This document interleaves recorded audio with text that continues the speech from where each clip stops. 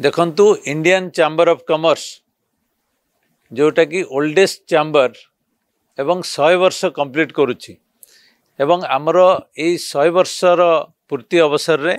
आमे किछि major activities करिया को जाउचु। प्रथम होची विकसित ओडिशा जोटा कि ओडिशा 1936 रे जन्मग्रहण करथिला एवं 100 वर्ष कंप्लीट करुच्ची 2036 रे। 2036 पई ओडिशार स्थिति किभली रहिबो, ओडिशार आर्थिक स्थिति, ओडिशार जो द्रुत प्रगति, ओडिशार जो आर्थिक मानदंड, लोकमानंकर परिस्थिति ए सबू को आखि आगे रखी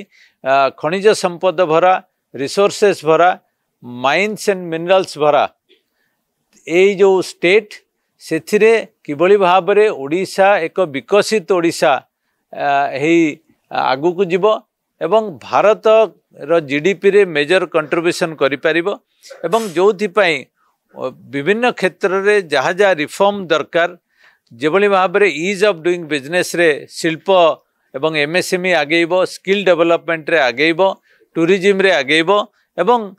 ता संगे संगे किभली भाबरे बैंकर्स सपोर्ट ओडिशा रे अधिका मिली पारिबो, ओडिशा रो सीडी रेशियो बढ़िबो एवं सेथि पई आम पाखरे विभिन्न विभागर मंत्री यथा श्रीजुक्त पृथ्वीराज हरिचंदन, श्रीजुक्त विभूति जेना, श्रीजुक्त संपत स्वाई महोदय माने ता संगरे आमर development commissioner, industry secretary, OERC chairman आउ भारत सरकार जो बैंकिंग सेक्रेटरी बा डिपार्टमेंट ऑफ फाइनेंशियल सर्विसेस रो सेक्रेटरी एवं एलआईसी रो चेयरमैन, पंजाब नेशनल बैंक रो MD CEO, Indian bank MD CEO, UCO bank रो एमडी सीईओ एवं सिडबी रो सीएमडी यही सबू विभिन्न संस्थार सीईओ माने अंशग्रहण करिवे। एथिरे शिल्प अनुष्ठान विभिन्न सारा राज्यर एथिरे पार्टिसिपेट करिवे। से पारादीप हो, झारसुगुड़ा हो, राजगांगपुर हो बा अनुगुल हो एवं ओडिशा रे विभिन्न संस्था जहाँ को इनवाइट करा जाइछि से Utkal chamber of commerce, confederation of Indian industry, फिकी,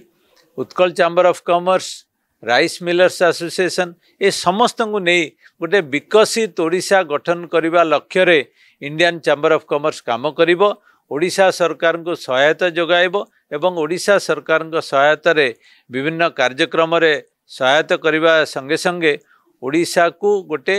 0.5 ट्रिलियन इकोनॉमी रे किभली पहुँचेब 2036 सुधा एवं 1 ट्रिलियन इकोनॉमी रे 2047 सुधा किभली भाव में पहुँची पारिबो सेटा को लक्ष्य रखी ए प्रकार कार्यक्रम आसंता 19 तारिख शनिवार दिन मे फेयर कन्वेंशन रे अनुष्ठित होबाक जाउछ।